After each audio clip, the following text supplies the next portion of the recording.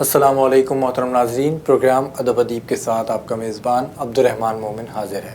ناظرین کرام، پروگرام ادب ادیب میں ہم آپ کی ملاقات ادیبوں سے، شعراء سے کرواتے ہیں، ایسی شخصیات سے کرواتے ہیں جن کا تعلق ادب سے ہوتا ہے۔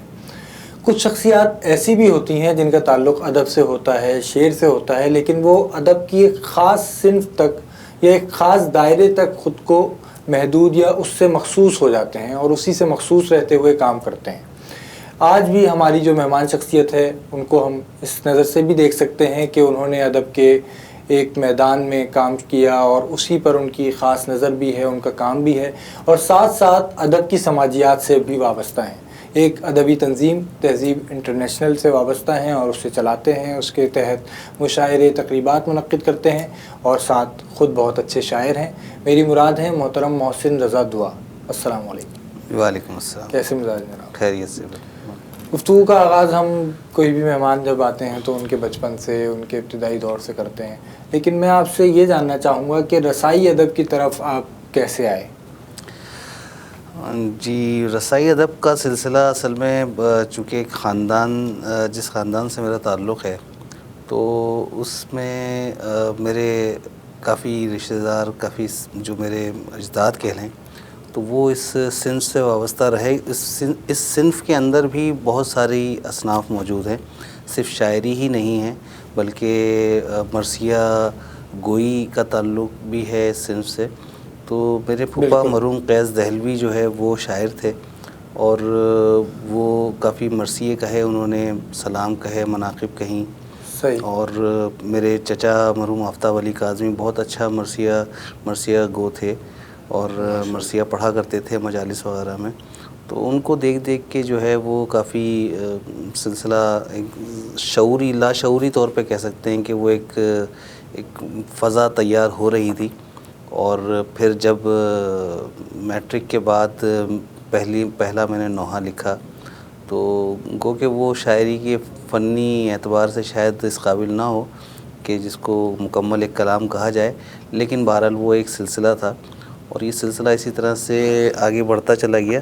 ہاں، سنجیدگی سے جو کلام کہنا شروع کیے میں نے اور پھر زانو ادب بھی طے کیا اپنے استاد کے سامنے، تو وہ سن کہہ سکتے ہیں کہ آپ تقریباً 2001 کا وقت ہے کہ جب سنجیدگی سے اس طرف جو ہے وہ تقریباً 20 سال کا عرصہ کہہ سکتے ہیں آپ اس میں۔ یہ صحیح۔ شعر گوئی کا آغاز آپ نے نوحہ کہنے سے ہی کیا یا مرثیے کی طرف؟ نوحہ کہنے سے بھی کیا۔ اس زمانے میں جب کالج وغیرہ میں آئے تو پھر غزلیں بھی کہیں اور نظم بھی، لیکن وہ اس وقت چونکہ کوئی استاد باقاعدہ نہیں اپنے لیے منتخب کیا تھا تو وہ اس کو میں فنی اعتبار سے نہیں سمجھتا اس قابل کہ اس کو کہا جائے، لیکن بہرحال ایک کوشش ضرور تھی اس زمانے میں۔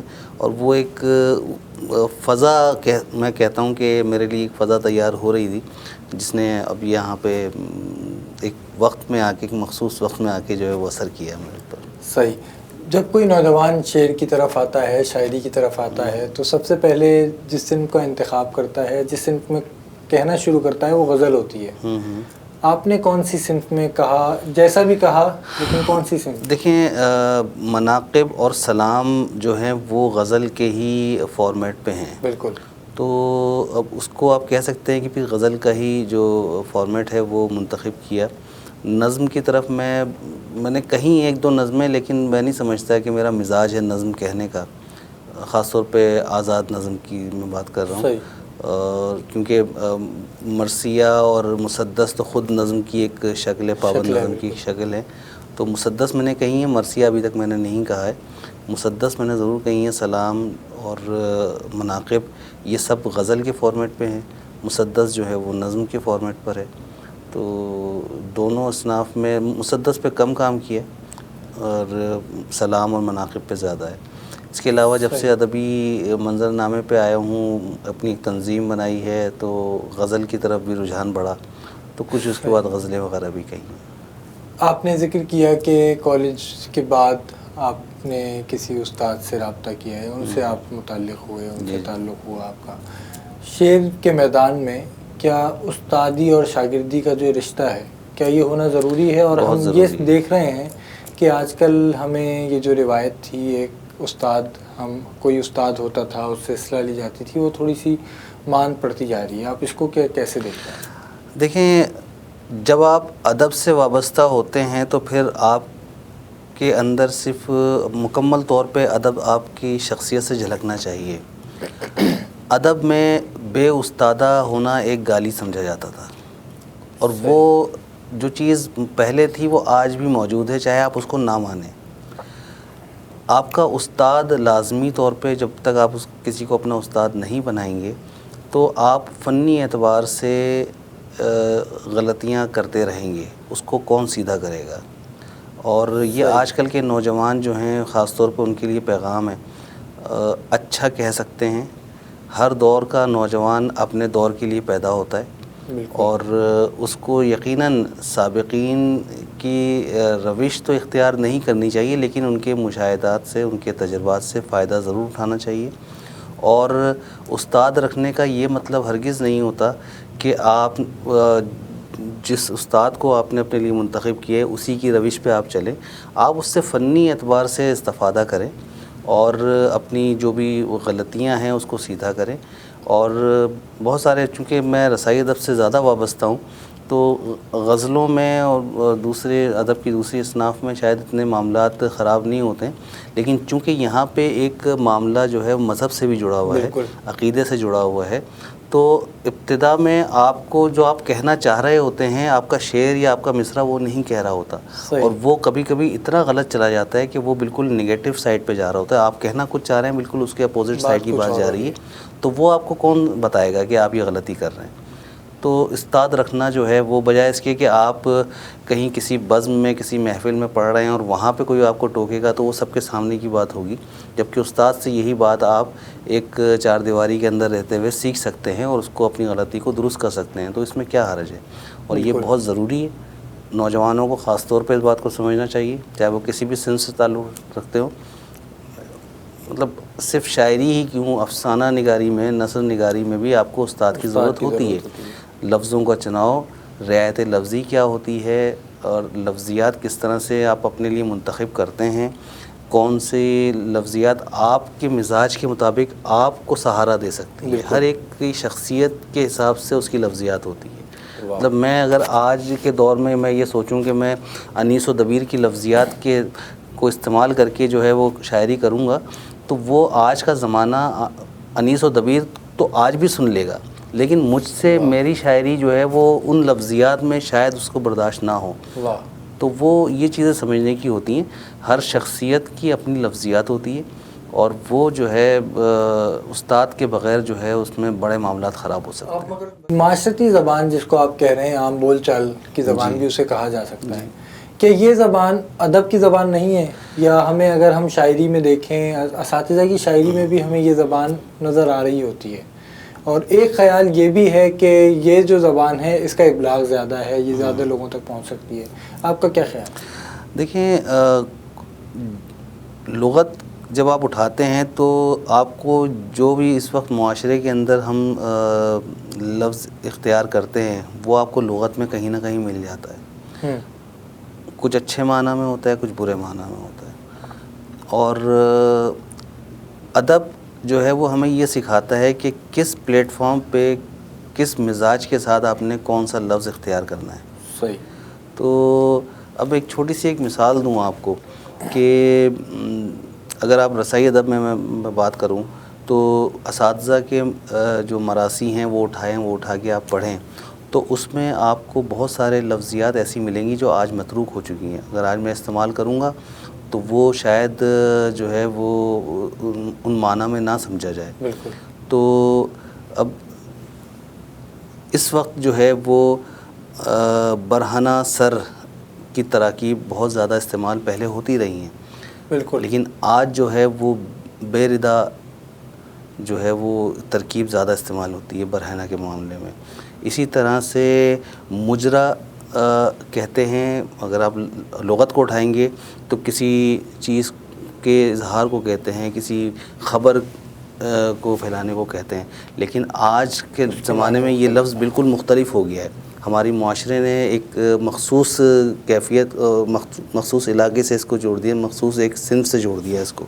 تو اب وہ مجرا کا لفظ جو ہے وہ ہم اپنے اگر مناقب میں، سلام میں یا مرثیے میں استعمال کریں گے آج کے دور میں، تو وہ لوگوں کو ہضم نہیں ہوگا، وہ برداشت نہیں ہوگا. جبکہ وہی لفظ جو ہے وہ اساتذہ کے یہاں مل جائے گا تو فوراً ذہن ان کے زمانے میں چلا جائے گا، ان کے زمانے کی معاشرت پہ چلا جائے گا، اس لیے وہ لفظ ہمیں برا نہیں لگ رہا ہوگا. صحیح. تو یہ چیز سمجھنے کی ضرورت ہوتی ہے. لفظیات آپ میر تقی میر کا بھی ایک بڑا مشہور شعر ہے کہ یوں بلاتے ہیں مجھے کوچہ جانا والے، ابے او ابے ابے او چاک گریباں والے. تو یہ لفظ یہ میر نے بھی استعمال کیا، لیکن آپ یہ دیکھیں کہ یہ میر نے بہت ہی خاص موقع کے لیے یا خاص کیفیت کے لیے استعمال کیا. عمومی شاعری میں تو استعمال نہیں کیا اس طرح کی لفظیات. تو یہ آج کے دور میں ہم صرف اور صرف معاشرے کی لفظیات اٹھا لیں گے تو وہ ادب سے پھر جو ہے وہ کافی زیادہ جو کہ اس پہ اثر انداز ہو سکتی ہے. صحیح. ناظرین کرام، محسن رضا دعا صاحب ہمارے ساتھ موجود ہیں، ان سے گفتگو ہو رہی ہے، ان سے شاعری بھی سنیں گے اور بھی بہت سی باتیں کرنی ہیں. ایک وقفے کے بعد آپ ہمارے ساتھ رہیے.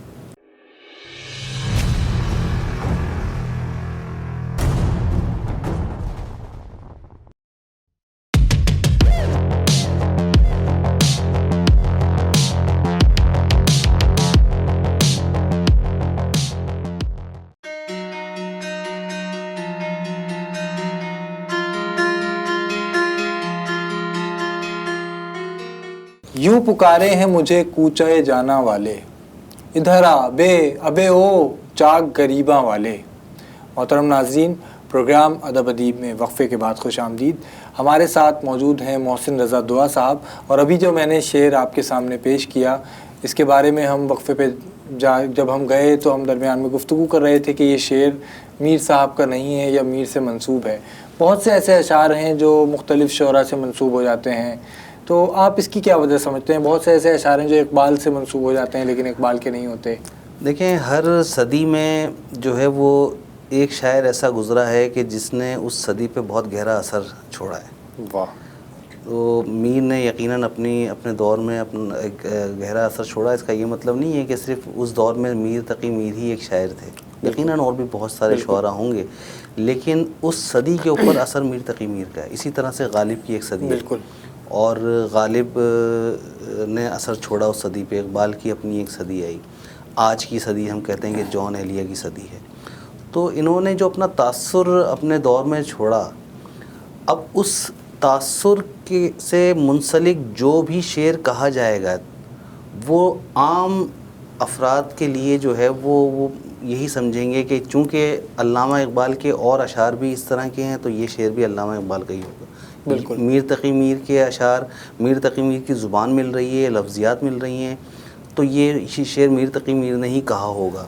ہمارے یہاں انفارچونیٹلی، بدقسمتی سے میں کہوں گا کہ اس وقت ہم کتابوں سے بہت دور ہیں، تو ریسرچ تو ہم خود سے کرتے نہیں ہیں. تو ہم ایک فضا دیکھتے ہیں اور اس فضا کے تحت شاعر کا تعین خود ہی کر لیتے ہیں. بہت سارے اشعار آج کے دور میں ہمیں ملتے ہیں ایسے کہ جو جون ایلیا کے نہیں ہیں، لیکن جو ہے وہ اب علی زریون صاحب جو ہیں وہ اپنے ایک شعر کے حوالے سے اکثر یہ کہتے رہتے ہیں کہ یار یہ شعر میرا ہے لیکن جون ایلیا کے نام سے منسوب ہے اور مشہور ہے. تو میں اس کے لیے اکثر یہ کہتا ہوں کہ آپ نے اس شاعر کی فضا میں شعر کہا ہی کیوں؟ آپ نے اپنی فضا کیوں نہیں تیار کی؟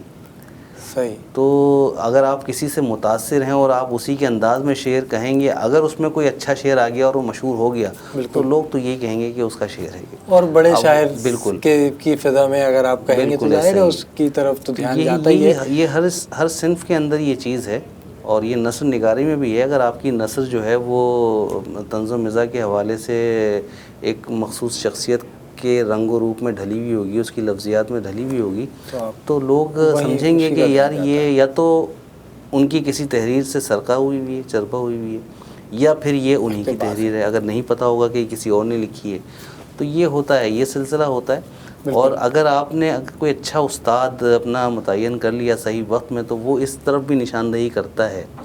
اور میں اپنا بتاؤں کہ میرے 2 اساتذہ کے سامنے میں نے زانو ادب طے کیا، اور دونوں رسائی ادب میں اپنا الگ الگ مزاج رکھتے ہیں، الگ الگ لفظیات رکھتے ہیں۔ جیسے بعض اوقات ایسا بھی ہوتا ہے کہ کوئی ایک شعر ہمیں کسی نے سنایا ہے کہ لے سانس بھی آہستہ کہ نازک ہے بہت کام، آفاق کی اس کارگاہ شیشہ گری کا۔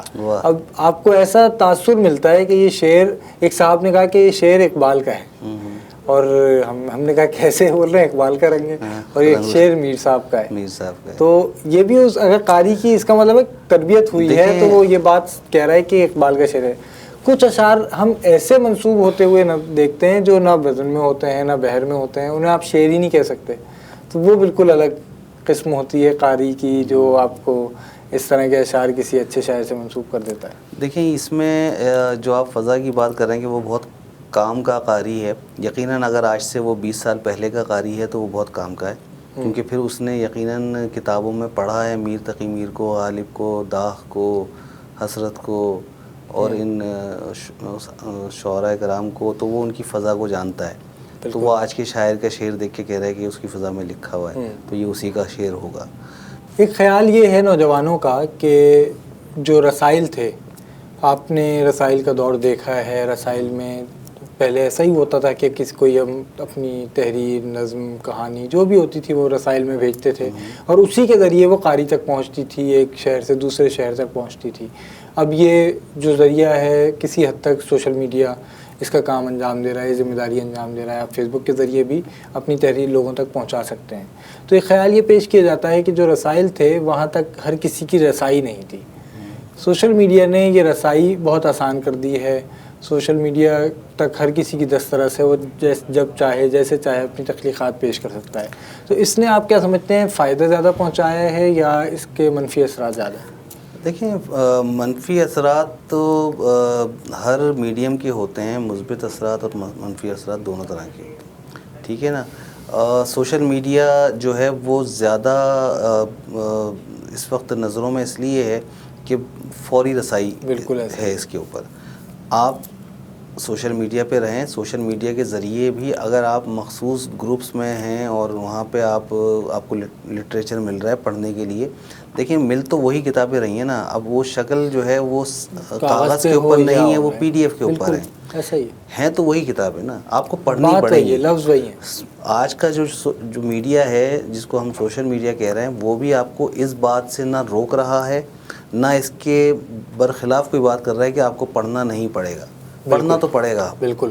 اب وہ آپ کتاب خرید کے نہیں پڑھتے تھے، آپ کو آسانی ہو گئی ہے، کتاب خریدنے کے لیے آپ کے پاس معاشی وسائل ہونے چاہیے تھے کہ آپ جاتے اور کتاب خریدتے، اب آپ ایک ڈاؤن لوڈ کریں گے پی ڈی ایف اور آپ پی ڈی ایف میں وہ پڑھ لیں گے اپنے موبائل کے اوپر، اپنے کمپیوٹر کے اوپر، لیپ ٹاپ کے اوپر، تو اب تو اور آسانی ہو گئی، آپ کو زیادہ پڑھنا چاہیے لیکن نہیں پڑھ رہے، پہلے کے لوگ زیادہ پڑھتے تھے۔ آج بھی اگر آپ ہمارے شہر میں جو ایک کتب کا میلہ لگتا ہے ہر اتوار کو صدر میں جی، تو وہاں اگر آپ جائیں تو وہاں بہت کم نوجوان نظر آئیں گے، اور اکثریت آپ کو وہی 60-65 سال کے لوگوں کی نظر آئے گی، 50 سال سے اوپر کے لوگوں کی، کہ جو کتابیں ڈھونڈ رہے ہوں گے کہ جو ان کے پاس نہیں ہیں یا جو ان کے مزاج کی اور مطلب کی کتابیں ہیں۔ صحیح، تو بہرحال آپ کو کتابیں تو پڑھنا پڑیں گی۔ صحیح، یہ آپ نے ابھی ذکر کیا کہ سوشل میڈیا نے بہت سے لوگوں کو بہت جلدی استاد بنا دیا ہے یا وہ استاد بن گئے ہیں، تو کیا ایسا پہلے نہیں ہوتا تھا؟ ادب میں نوجوان آتے تھے اور جلدی آگے کی طرف بڑھتے تھے اور ان کے ذہن میں اس طرح کے خیالات آتے تھے، یا یہ سوشل میڈیا ہی کی دین ہے یہ سب؟ دیکھیں تخلیقی جو کام ہے نا وہ تو خدا داد ہوتا ہے جی، اس کے لیے ضروری نہیں ہے کہ وہ ایک خاص عمر میں جا کر ہی آپ جو ہے وہ اس کی مہارت حاصل کر سکیں گے۔ بہت سے بچے ایسے نے دیکھے، میں نے ایک واقعہ سنا ہے جوش صاحب کا کہ ایک طرحی محفل تھی، مشاعرہ تھا، اور جوش صاحب نے ایک بچے نے ایک مجمع میں سے کھڑا ہو کے وہ بار بار کھڑا ہو رہا تھا کہ میں ایک گرہ لگانا چاہ رہا ہوں، میں ایک گرہ لگانا چاہ رہا ہوں، تو اور منتظم اس کو بٹھا دیا کرتے تھے کیونکہ بڑے بڑے شعراء اسٹیج پہ موجود تھے، تو جوش صاحب صدارت کر رہے تھے، انہوں نے کہا کہ ٹھیک ہے تم گرہ لگاؤ، پڑھو تم، تو اس نے وہ پڑھا، اس کے بعد مشاعرہ لپیٹ دیا جوش صاحب نے، یعنی اس کے بعد اب کوئی کیا گرہ لگائے گا، کیا تو وہ بچہ تھا بے شک ناظرین کرام، وقفے سے ہم بھی نہیں بچ سکتے، وقفے پہ جانا ہے اور گفتگو کے سلسلے کو بھی آگے بڑھانا ہے، لیکن تھوڑا سا انتظار، وقفے سے واپس آتے ہیں اور محسن رضا دعا صاحب سے شاعری بھی سنتے ہیں۔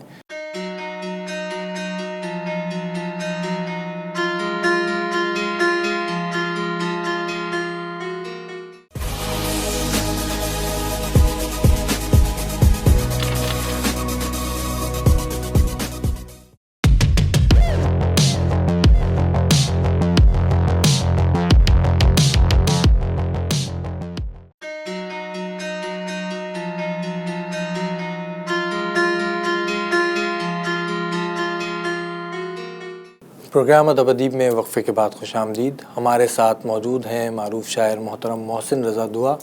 وقفے پہ جانے سے پہلے ہم کچھ نوجوانوں کے بارے میں بات کر رہے تھے اور آپ تذکرہ کر رہے تھے، آپ کہہ رہے تھے کہ اساتذہ کے بغیر آپ آگے نہیں بڑھ سکتے، آپ کو رہنمائی کی ضرورت رہتی ہے۔ جیسے گفتگو کے دوران ہی آپ نے ایک تذکرہ کیا کہ ایک خیال یہ بھی ہوتا ہے کہ یہ خود نہیں لکھوا رہا، یہ کسی سے تعلق ہے۔ یہ شاعری میں بھی ہم دیکھتے ہیں، غزل کے میدان میں بھی، اور خاص طور پہ ہم شاعرات کے بارے میں یہ افواہیں یا باتیں سنتے ہیں کہ وہ خود نہیں کہہ رہی، کوئی اور کہہ رہا ہے۔ رسائی ادب میں بھی ایسا ہوتا ہے؟ دیکھیں، شعبہ تو ایک ہی ہے نا، صرف اصناف کا فرق ہے، باقی تو سلسلہ وہی چل رہا ہے۔ تو یہ سلسلہ تو خیر ہے، اور یہ اب سے نہیں ہے، تو ہر دور میں ہم نے سنا ہے کہ سلسلہ رہتا تھا۔ غالب نے بھی تذکرہ کیا، اور اس سے پہلے بھی یہ سارے سلسلے، تو یہ تو پرانی ایک چیز ہے۔ اس سے ایک بات بڑی واضح ہوتی ہے، مطلب اس دور سے لے کے آج کے دور تک اگر یہ سلسلہ ہے کہ جو شاعر نہیں بھی ہے وہ کسی سے لکھوا کے شعر پڑھ رہا ہے، تو اس بات کو تو انسان تسلیم کر رہا ہے کہ اس کو مہذب طریقے سے اپنی بات پہنچانے کا جو اس کے پاس میڈیم ہے وہ ادب ہے۔ واہ!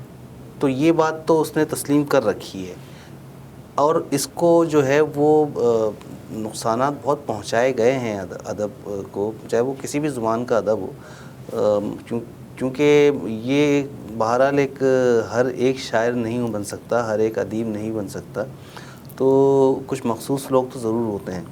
تو جن لوگوں میں یہ خصوصیات نہیں تھیں تو یقیناً انہوں نے اس کو پیچھے کیا، اور جو ہے وہ دوسرے سسٹمز کو آگے لے کر آئے۔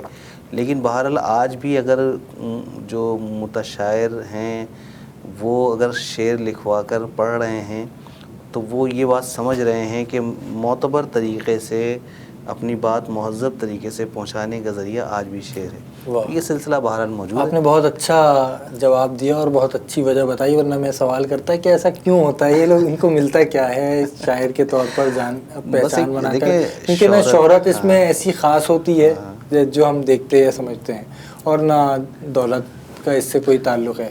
لیکن آپ نے جو وجہ بتائی وہ بہت سمجھ میں آنے والی وجہ ہے کہ آپ اعتبار حاصل کرنے کے لیے بھی کوئی کام کر سکتے ہیں۔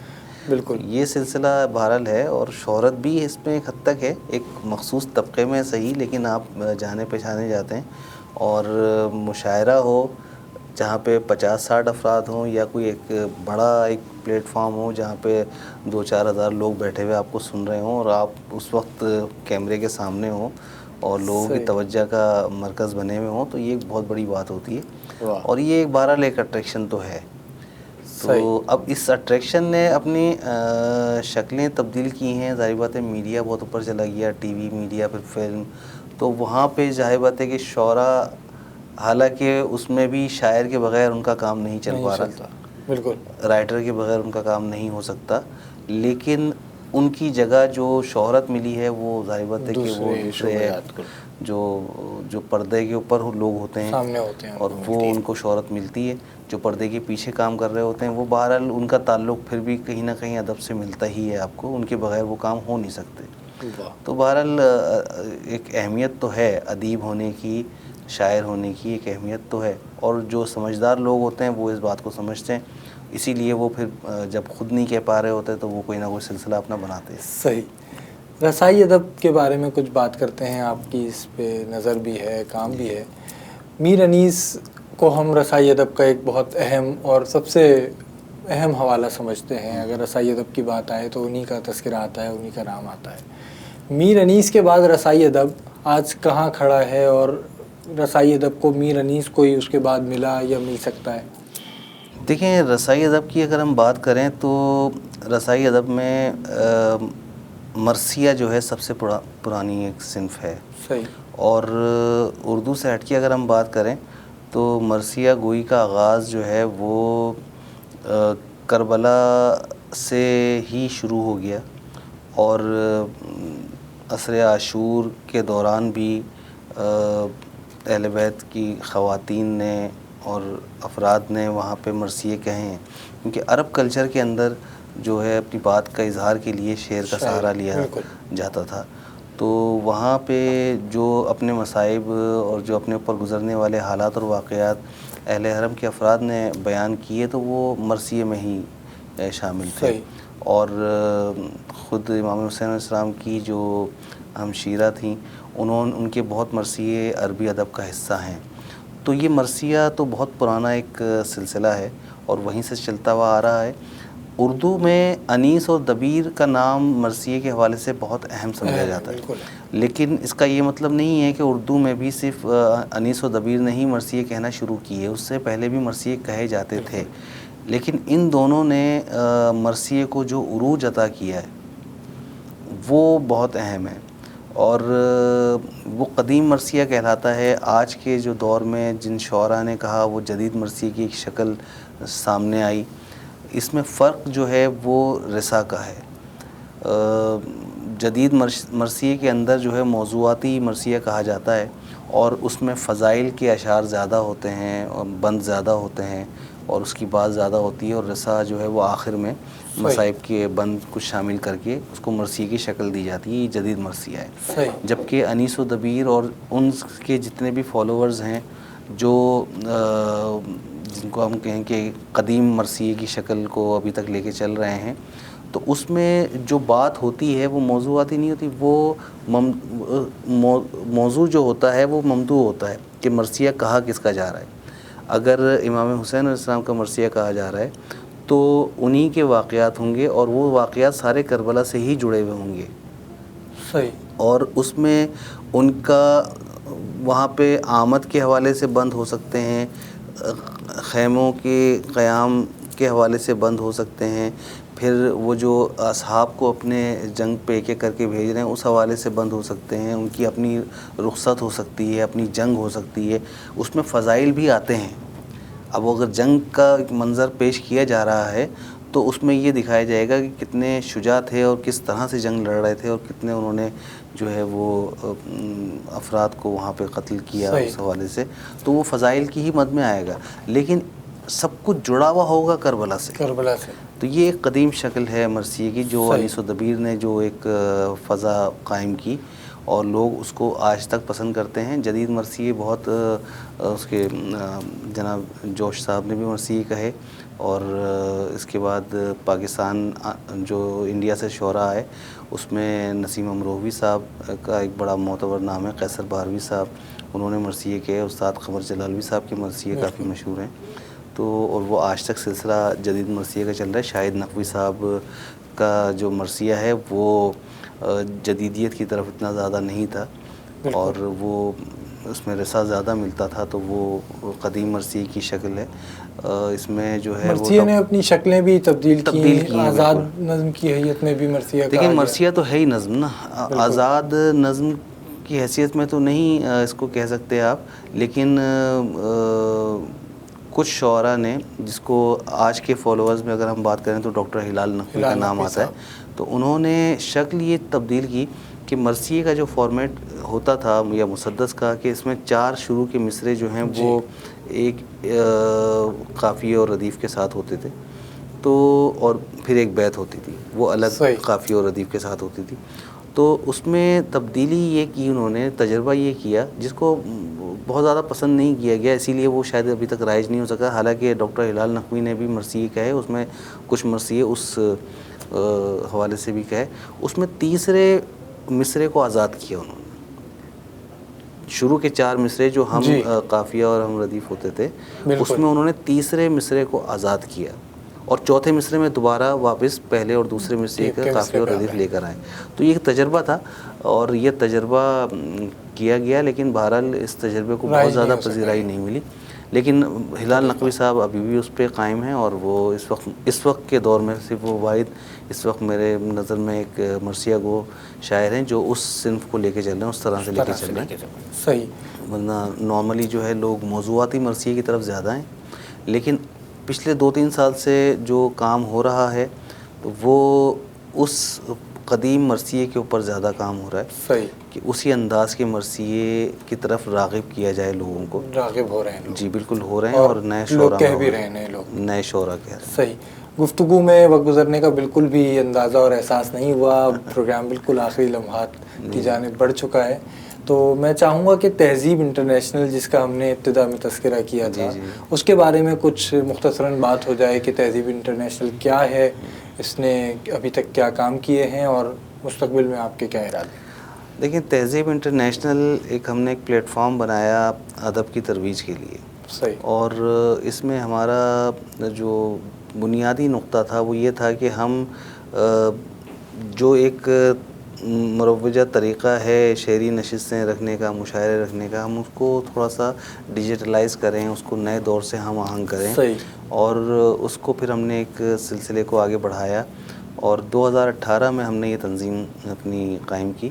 اور پہلا پروگرام جو ہم نے کیا وہ عارف شفیق صاحب کی تقریب رونمائی تھی کتاب کی، کراچی کی آواز. جی. تو وہ ہم نے کی، اور اس کی صدارت اس وقت کے معروف اسکالر علامہ ڈاکٹر ضمیر اختر نقوی صاحب نے اس کی صدارت کی، اور انور سین رائے اور ڈاکٹر شاداب احسانی جو ہے گفتگو کرنے والوں میں شامل تھے. تو وہ ایک پروگرام ہمارا پہلا پروگرام تھا. اس کے بعد پھر ہم نے ایک 2 روزہ جشن توقیر ڈاکٹر شاداب احسانی کے حوالے سے کیا. جی. اور اس میں پورے پاکستان سے ہم نے شعراء کو مدعو کیا، جنہوں نے ڈاکٹر صاحب کے اوپر، ڈاکٹر شاداب احسانی صاحب کے اوپر گفتگو بھی کی، اور پہلے دن اور مشاعرے میں بھی شریک ہوئے. اس میں ہم نے پورے پاکستان سے معروف شعراء کو، امجد اسلام امجد صاحب بھی آئے تھے، عباس تابش صاحب، اور جتنے اس وقت کے مشہور شعراء کرام ہیں وہ ہم نے مدعو کیے تھے اس پروگرام میں. اس کے بعد مختلف چھوٹی بڑی نشستیں، شعری نشستیں چلتی رہیں. اور جو آخری بڑا پروگرام ہوا تھا وہ بالکل کووڈ سے 1 مہینہ پہلے 2020 جنوری میں ہم نے کیا تھا. وہ اس کو آپ دبستان کراچی مشاعرہ کہہ سکتے ہیں، بیاد امید فاضلی مشاعرہ تھا وہ. اور اس میں کراچی کے جتنے بھی نامور شعراء کرام تھے ان کو ہم نے مدعو کیا تھا. اور سلسلے کو کافی آگے بڑھانا تھا، لیکن بیچ میں آپ کو پتہ ہے کہ کووڈ نے بڑا نقصان پہنچایا ہے. تقریباً 1.5-2 سال یہ ایسے ہی گزر گئے. لیکن اب ہم دوبارہ سے جو ہے، اس دوران ہم نے شعری نشستیں آن لائن ضرور کی ہیں، اور جو ہم نے ایک سلسلہ شروع کیا تھا لوگوں نے اس کو کافی پسند بھی کیا، کیونکہ ہم نے آن لائن مشاعرے نہیں رکھے بلکہ ایک شاعر کو منتخب کر کے ہم نے اس کو 40-45 منٹ دیے، اور وہ جو ہے اس میں ایک شاعر آتا تھا اور کھل کے اپنے ایسا جو کلام ہے وہ قاری کے سامنے پیش کرتا تھا. تو لوگوں نے کافی پسند کیا. اور ابھی بھی، حالانکہ ہم نے روک دیا تھا وہ سلسلہ بیچ میں جب کووڈ کا معاملہ تھوڑا ہلکا پڑا تھا، تو لیکن ابھی بھی لوگ کافی اس کو پسند کر رہے ہیں، اور لوگ کہہ رہے ہیں کہ اس سلسلے کو دوبارہ شروع کیا ہے. تو اس پہ بھی ہم کام کریں گے. لیکن ابھی ہمارا ایک فیسٹیول ہو رہا ہے 2 روزہ، یہ ہم فروری میں کر رہے ہیں. 18-19 فروری کو یہ فیسٹیول ہو رہا ہے کراچی میں. اور اس میں ہم نے مختلف شعبوں کو جو ہے منتخب کیا ہے جس کے اوپر ہم بات کریں گے. ہم نے پورے پاکستان سے، بلکہ پاکستان سے باہر سے بھی لوگ آ رہے ہیں اس کے اندر، تو اور بڑے معتبر نام ہیں جن کو ہم نے بلایا ہے. تو وہ یقیناً ایک بڑا ایک ایونٹ ہے، ابھی اس میں لگے ہوئے ہیں. تو اس سے فارغ ہوں کے پھر دوبارہ شعری نشست کے اوپر کام ہو سکتا ہے. لیکن یہ جو پروجیکٹ ہے انشاءاللہ تعالی یہ فروری میں جو ہونے جا رہا ہے، یہ کراچی کی ادبی فضا میں ایک جو ہے وہ اپنا تاثر ضرور قائم کرے گا، اور ایک بڑے پروگرام کی حیثیت سے یاد رکھا جائے گا انشاءاللہ. ہماری دعائیں اور نیک تمنائیں آپ کے ساتھ ہیں. اور میں یہ بالکل بھی نہیں چاہوں گا کہ کوئی شاعر ہمارے پروگرام میں آئے اور کلام سنائے بغیر ہم پروگرام کو ختم کریں. تو کچھ کلام ہمارے ناظرین کو سنائیں، پھر ہم پروگرام کا اختتام کریں گے. پھر کوئی غزل سنا دوں آپ کو؟ ضرور بتاؤ. کہ طویل جتنا ہوا دل پہ عرصہ وحشت، طویل جتنا ہوا دل پہ عرصہ وحشت، طویل جتنا ہوا دل پہ عرصہ وحشت، کھلا ہے فکر پہ اتنا ہی عقدہ وحشت. واہ کیا کہنے. کھلا ہے دل پہ، کھلا ہے فکر پہ اتنا ہی عقدہ وحشت، اور تعلقات یہاں ٹوٹتے ہی رہتے ہیں. تعلقات یہاں ٹوٹتے ہی رہتے ہیں. تعلقات یہاں ٹوٹتے ہی رہتے ہیں، ہے پائیدار مگر ایک رشتہ وحشت. کیا کہنے. ہے واہ. پائیدار مگر ایک رشتہ وحشت. کیا کہنے. اور ہے زندگی جہاں معدوم اس خرابے میں. ہے زندگی جہاں معدوم اس خرابے ہے میں. زندگی جہاں معدوم اس خرابے میں، ہمارے نام سے چلتا ہے سکہ وحشت. کیا کہنے. واہ. ہمارے نام سے چلتا ہے سکہ وحشت. اور جو زندگی کبھی فرصت سے میرے پاس آئے، واہ. جو زندگی کبھی فرصت سے میرے پاس آئے، واہ. اسے بٹھا کے سناؤں گا قصہ وحشت. کیا کہنے. واہ. کیا اسے کہنے. بٹھا کے سناؤں گا واہ قصہ واہ. وحشت. واہ واہ. اور کبھی جو یاد ستائے تو ملنے آ جانا. کبھی جو یاد ستائے تو ملنے آ کبھی جانا. جو یاد ستائے تو ملنے آ جانا.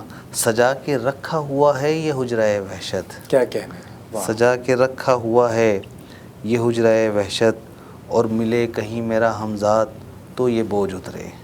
ملے کہیں ملے کہیں میرا ہمزاد تو یہ بوجھ اترے.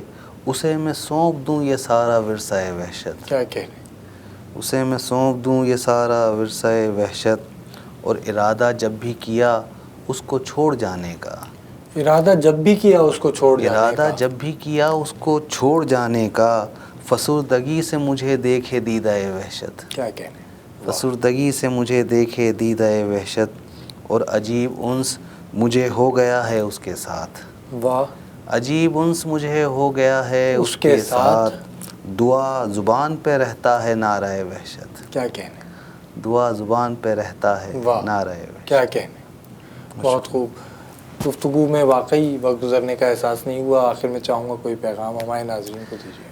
بس پیغام میرا یہی ہے کہ جو معاشرے کے اندر ہمارے افراتفری پھیلی ہوئی ہے اور سب جو ہے وہ ایک ادھیڑ بن میں مبتلا ہیں. ایک صبح سے شام ہو رہی ہے، شام سے رات ہو رہی ہے، رات سے پھر صبح ہو رہی ہے، اور یہ پتہ نہیں چل رہا کہ اتنا تیزی سے وقت کیسے گزر رہا ہے. ادب سے جڑ جائیں، چاہے وہ کسی بھی صنف سے ہو. آپ قاری کی حیثیت سے بھی جڑ سکتے ہیں. یقین کریں کہ جب آپ ادب سے جڑیں گے تو اپنے آپ کو بہت مطمئن محسوس کریں گے، بہت پرسکون محسوس کریں گے. جو چیزیں آپ کو پہلے جس طرح سے نظر آ رہی تھیں ان کا چہرہ ہی بدل جائے گا، اور آپ فکری طور پہ ان کو بہت قریب سے حقیقت کو دیکھ سکیں گے. اور اسی جب آپ حقیقت کو قریب سے دیکھیں گے تو پھر بہتر فیصلہ سازی بھی کر سکیں گے. تو ادب سے جڑنا بہت ضروری ہے. بہت شکریہ محسن رضا دعا صاحب کہ آپ تشریف لائے. ناظرین کرام، ادب سے جڑنا بہت ضروری ہے. ادب انسان کو جینے کا قرینہ سکھاتا ہے. یہ کہنا ہے محسن رضا دعا صاحب کا. آپ نے ان سے ملاقات کی، ان کی شاعری بھی سنی، یقیناً تشنگی رہ گئی.